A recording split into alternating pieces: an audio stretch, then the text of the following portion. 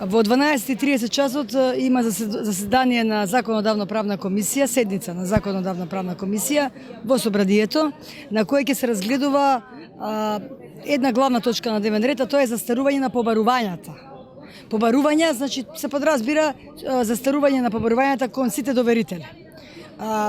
Веќе има еден предлог закон од страната на Самка Иберимовски пратеникот, за кој генерално владата позитивно се изрази, но тоа не значи дека пратениците ќе се изразат позитивно. Почекуваме разни мислења од страна на пратениците, можеби некоја обструкција, но можеби ќе направат и амандмани на тој предлог, можеби тоа ќе се случи, но во секој случај тој ќе се однесува на улеснување на положбата на граѓаните.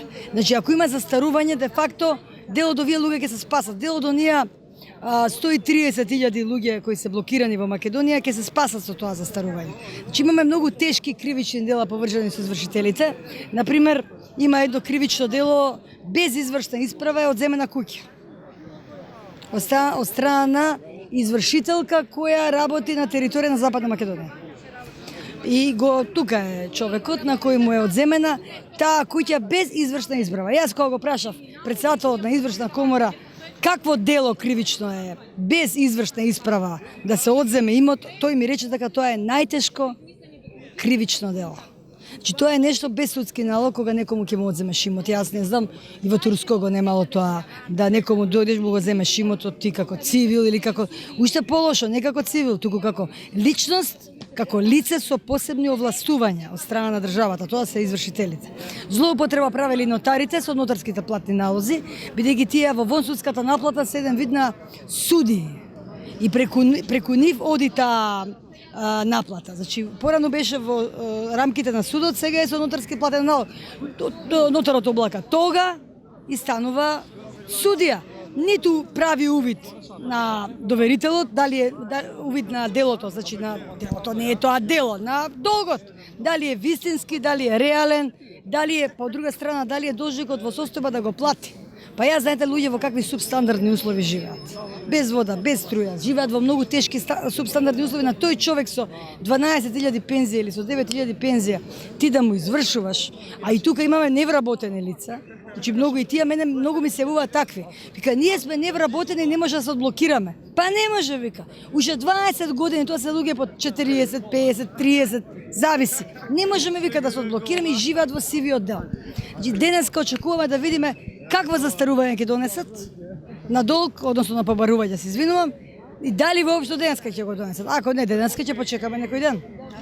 Со некакви поместувања институционални? Значи, до сега сме задоволни. За еве сега во теке законот за отпишување на камати кон јавните предпријатија и тоа е едно олеснување. Ја велам вака, и таа 1/5 се пролонгира долгот, точно е, но таа 1/5 додека ние не донесеме застарување и таа 1/5, а не третина е поместување. И тоа е ретроактивно. Ретроактивно го направија од правда. Значи, и тоа е еден вид на моментално олеснување. Значи, тоа е како бајпасирање. Значи, тие 1500, 1800 денари ќе се надат сметка да се плати. Значи, многу сериозни пари за луѓето тие. Приватните компании, бидејќи струја, парно, тоа се приватни компании. Нивните камати не ЕВН не е сосема приватно, тука има и државен удел. ЕВН, значи, тој дел за наплата е приватен. Може да се влие, државата може да влие, бидејќи државата е внатре. БЕК се сосема приватна фирма, кај ни води тешко, прилично тешко. Потоа банките исто така се приватни, таму нема државен удел, таму исто така оди прилично тешко, таму има и камати скриени, различни. Така да должникот дури на крај доаѓа во ситуација вели, па јас земам само 1000 евра, каде излего овие 600.000 евра? Не разбирате колку е тоа една висока, огромна сума. И сега се надевам дека пратениците ќе имаат разбирање. Сепак таму има и луѓе кои имаат и своји семејства, нели? Се народни пратеници, очекувам од народните пратеници да бидат кооперативни, да бидат многу хумани и етични.